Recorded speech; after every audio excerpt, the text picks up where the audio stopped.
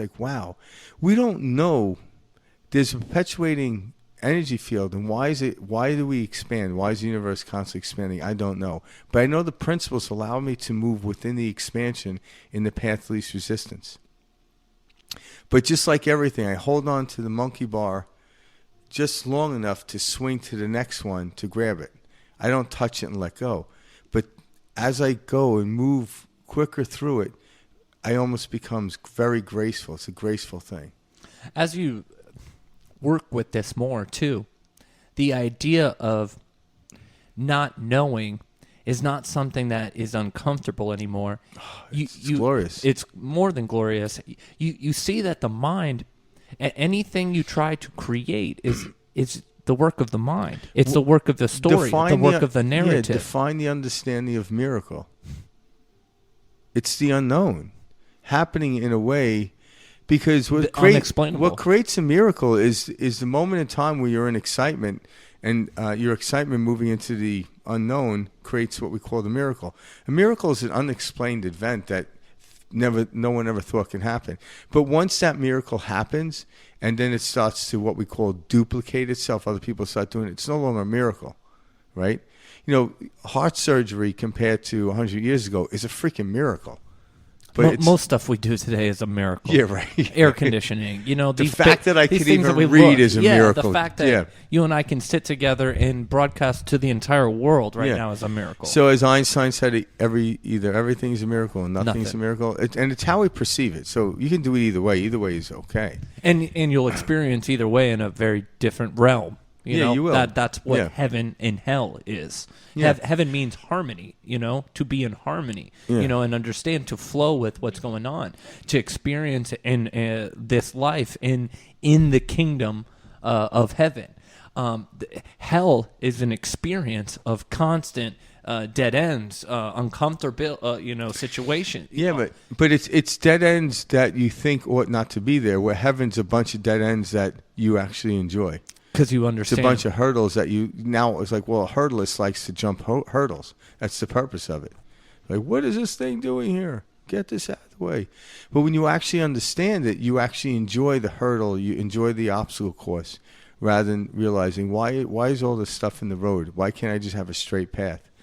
I'm like, well, you didn't come here for that. You can't expand on a straight path, so to speak. But when we read expansion, we either read it as illness or expansion. But if you read it just as expansion, yes, you're going to feel tired. You're going to be tired, push through it, or simply lay on the couch, whatever you need to do. But don't tell yourself there's something wrong here, because we don't know enough to know there's anything wrong. And what happens is, like I used to tell myself this. It was a game I played before I even fully understood these principles. I'd wake up, or I wasn't feeling good, right? And then I'm like, okay, am I sick or is it allergies? Well, the only way I knew that was to go to the gym. And what I mean is, whenever I worked out, I told myself it was allergies. All of a sudden, me working out, getting all the allergens out of my system by getting my heart rate up and stuff, whatever. So I'll start to feel better. But if it was a cold, I would feel worse. I never had a cold.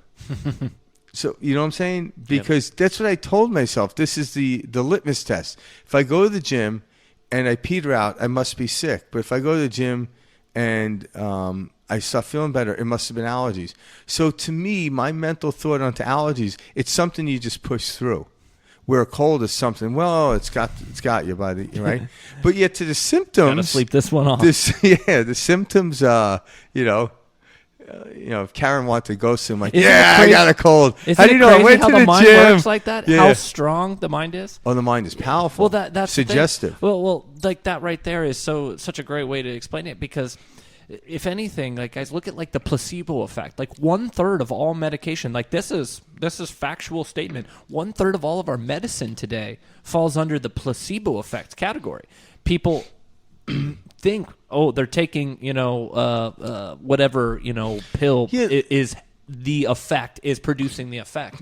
But it's very much so within the mind. Yeah, but it is, because even like when you look at placebo, they willingly know they place out a sugar pill out there, opposed to another pill that had a different frequency than sugar. So these are all frequency vibrations coming in. So, but when I take that sugar pill thinking it's this pill, what I do is I create the frequency, I create the pharmacy in what we call in our body, and that matches it, even though it was a sugar pill.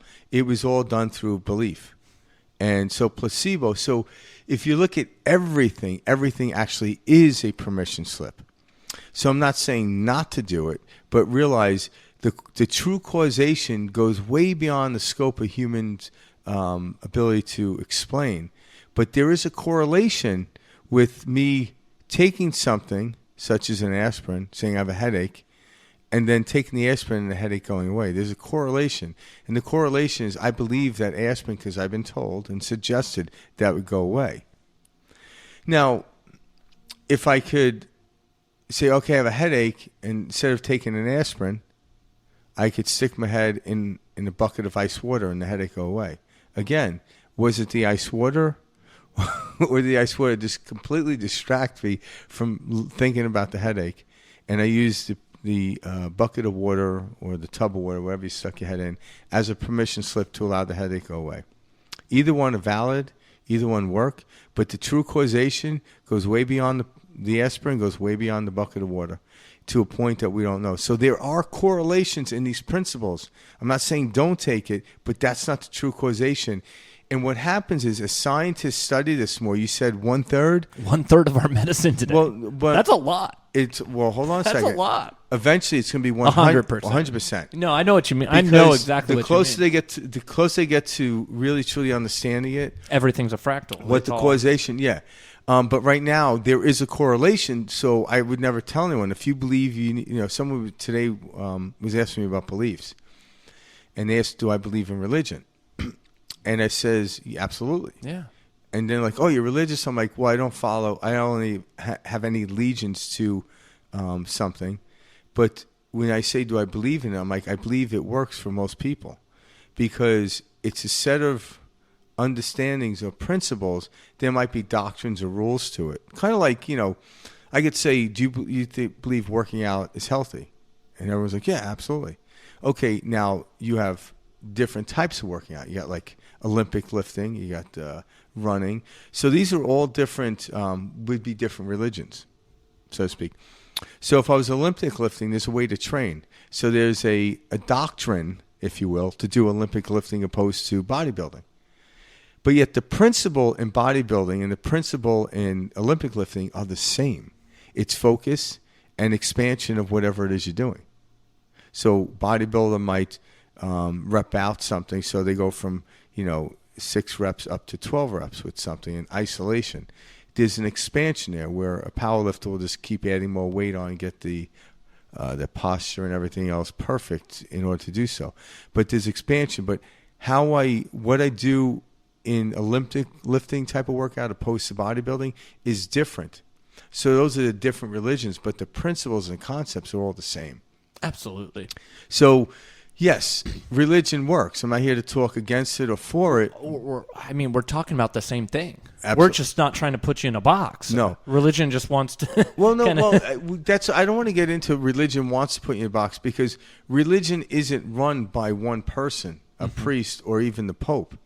You may assign it to the Pope because think about this. I guess when Pope Francis came in, he completely changed the way Catholics look at some fought against him. When I say box, I mean mental construct. I do because it But I don't want to use the word limiting because we're talking about the same concept. It is, but in order to have in the physical world, in order to have an experience, we have to create a limited box. Mm-hmm. Just like you wouldn't have a game of football unless you had 1,000 by 50-yard field. Mm-hmm. But now, can you imagine say, okay, the rules change. It's unlimited field. We're going to go out to Iowa and mow down the cornfields and play football. Like, whoa, how do we do that?